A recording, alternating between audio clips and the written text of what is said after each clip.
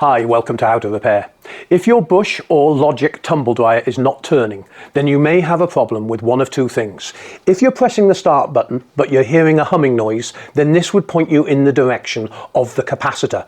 But if you're pressing the start button and the drum is not turning, as you can see here, then this is actually telling you that the belt has most probably either come off or snapped. Now, there are a few different belts on these machines, which does make it confusing. You want to always go by the original belt number that you take off the machine or you find in the bottom of the machine. Let me quickly explain the numbers. This machine had a 1952 belt, but they did fit a 1950 and a 1951. That actually indicates how many millimeter the belt is in length. So 1952 is 1 meter 952 millimeters in overall length. The 6ph is how many ribs are on the belt. Now, the first thing we need to do on this machine is take the lid off the machine, turn the machine round and disconnect it from the power supply. Tap the lid backwards. As you can see, the belt's not on the drum. First thing you need to do is disconnect the heater, because taking the back panel off, you will need to get these wires out of the way. And then disconnect the thermostat. This is the cycling thermostat. To actually find your model number on the machine, there's an identification plate on the back and sometimes a label inside the door.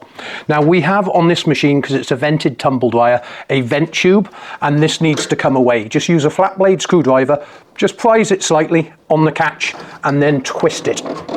This will allow this to come off. Now we need to remove the screws around the machine.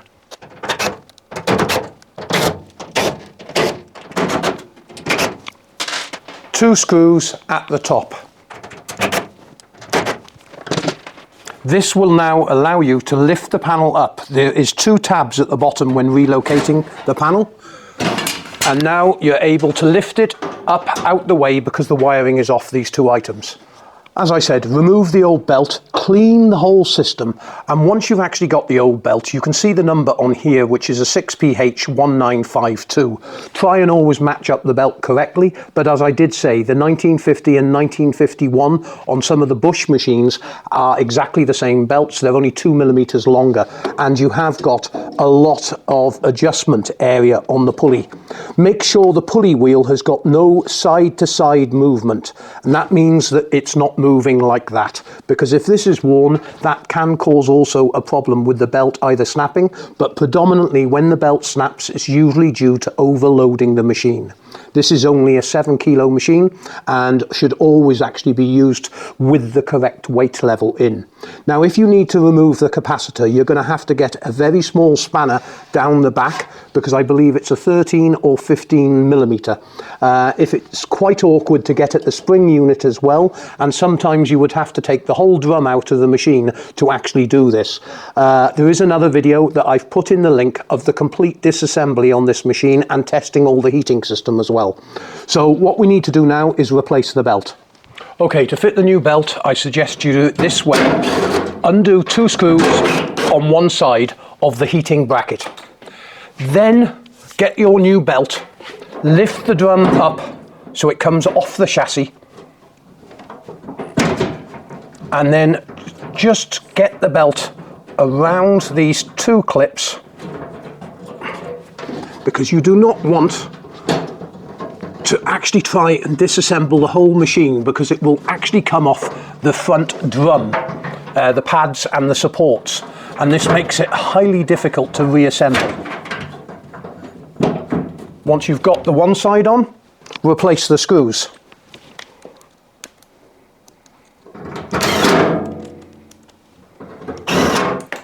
Then do the same on the other side.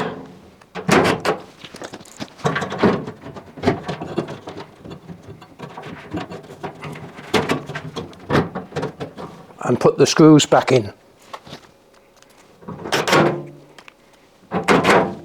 Right, to put the belt on properly, and a lot of people don't do this, actually pull the belt down just on this side. The motor is sprung loaded. There's a spring on the other side of the motor.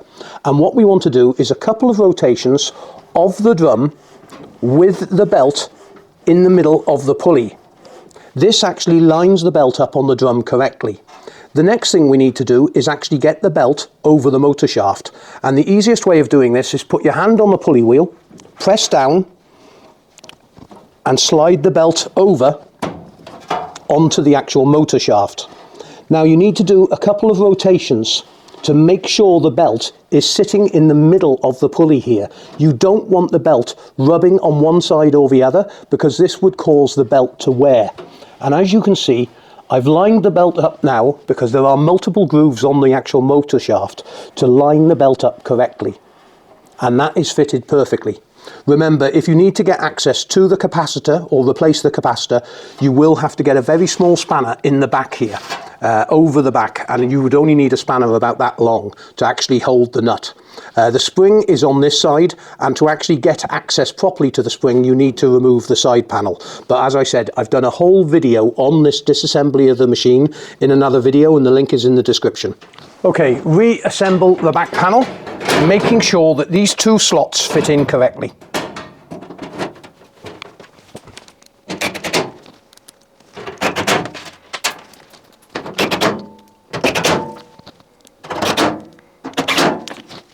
Make sure you put the tube back in if you've taken it out. Then line this up just off the hole here, and that will slot in, and then you press and twist. Reconnect the wiring.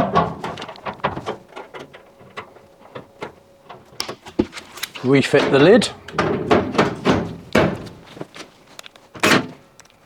Now just quickly test the machine, and as you can see, it's all working perfectly again.